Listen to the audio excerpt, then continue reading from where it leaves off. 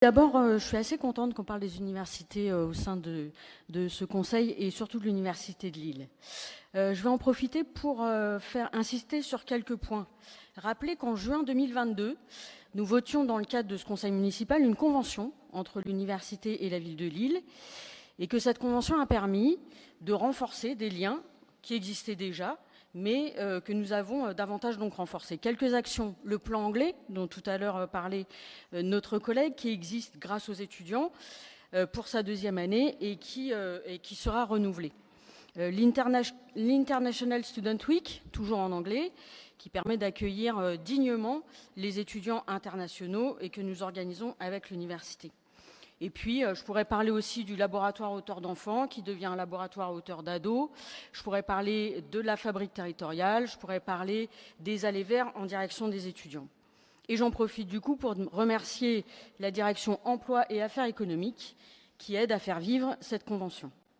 Enfin, l'université, c'est un des piliers essentiels, inestimables, du consortium qu'on a construit pour obtenir le label Ville apprenante de l'UNESCO.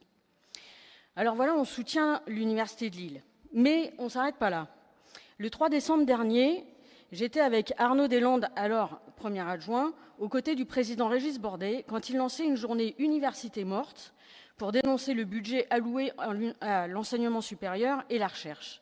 Parce que oui, la situation budgétaire de l'Université de Lille est difficile. Ça se voit avec les bâtiments dégradés, avec les amphis qui fuient et l'amiante dans les bâtiments.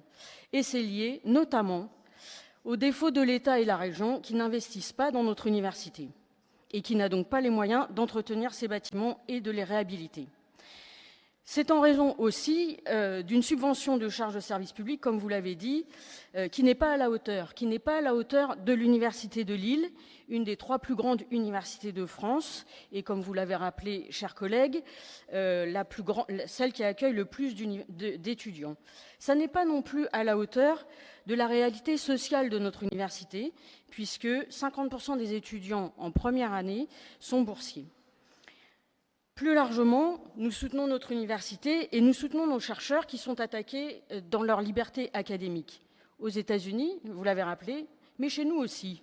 Et c'est pourquoi, le 3 avril dernier, nous étions aux côtés des chercheurs du mouvement Stand Up for Science qui se réunissait sur les marches de l'Opéra.